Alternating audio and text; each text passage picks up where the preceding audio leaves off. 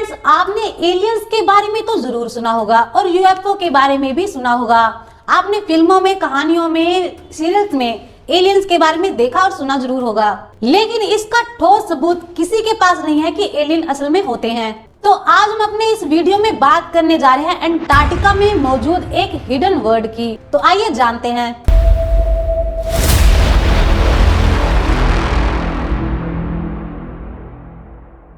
America में एक navy officer थे एडमायरल की पोस्ट पर, जिनका नाम था रिचर्ड बेयर्ड।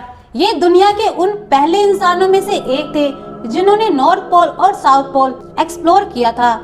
साल 1946 में इन्होंने लॉन्च किया ऑपरेशन हाई जंप, अंटार्कटिका का एक्सप्लोर करने का दुनिया का सबसे बड़ा मिशन। 13 पानी के जहाज और 23 विमान और 4700 मिलिट्री के लोग उस मिशन में उनके साथ गए थे।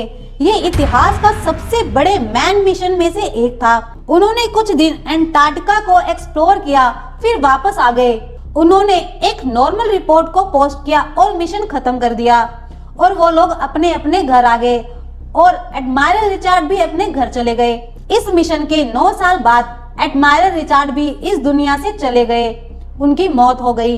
लेकिन उनकी एक डायरी थी जो उनके मरने के बाद उनके बेटे को मिली। उस डायरी में वो अपने अंटार्कटिका ट्रिप में रोज लिखा करते थे कि उनके साथ क्या क्या हुआ, और हैंडराइटिंग की जांच से भी यही पता चला कि ये एडमायरल रिचर्ड की ही थी। The secret diary of admiral Richard. ये डायरी दुनिया भर में इस नाम से मशहूर है आज भी। उस डायरी में उन्होंने क्या क्या लिखा था वो मैं आपको बताती हूँ।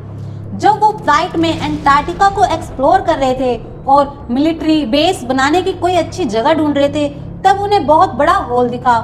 वो पोर्टल, वो होल इतना बड़ा था कि उसके अंदर 10 प्लेन घुस सकते थे। उस पोर्टल ने उनके फ्लाइट को अंदर खींच लिया और उन्होंने ये लिखा था कि वो अंटार्कटिका के अंदर चले गए थे और उन्होंने देखा कि एक ऐसी दुनिया जो हो ही नहीं सकती थी, पर वो सच में थी, एक सीक्रेट अंडरग्राउंड वर्ल्ड। और आगे उन्होंने ये लिखा कि उस दुनिया के लोगों से उन्होंने बात भी की, जिनसे उन्होंने बात की उन लोगों को उन्होंने द मास्टर नाम से अपनी डायरी में लिखा था। द मास्टर ने उन्हें यह कहा था कि वो लोग बहुत ही डिसअपॉइंटेड है इंसानों की हरकतों की वजह से। 1 साल पहले जापान में जो न्यूक्लियर वेपन गिराया गया था, इस बात से द मास्टर बहुत ज्यादा नाराज थे। उन क्रिएचर्स ने एडमायरल को ये कहा था कि वो होप करते हैं कि इंसान आगे से न्यूक्लियर वेपन की इस्तेमाल नहीं करेंगे, वरना उन्हें दुनिया के सामने आकर सब कुछ संभालना होगा।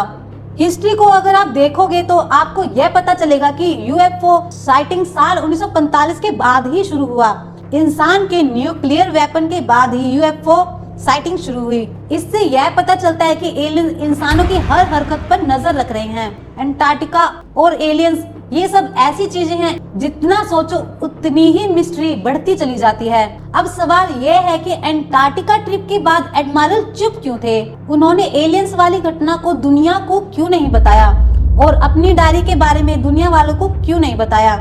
ऐसा इसलिए क्योंकि उन्हें चुप रहने को कहा गया था, क्योंकि वो गवर्नमेंट नेवी ऑफिसर थे, इसलिए उन्हें चुप रहना पड़ा। लेकिन एडमायरल का बेटा डायरी को दुनिया के सामने ले आया और दुनिया भर के न्यूज जर्नलिस्ट को बता दिया।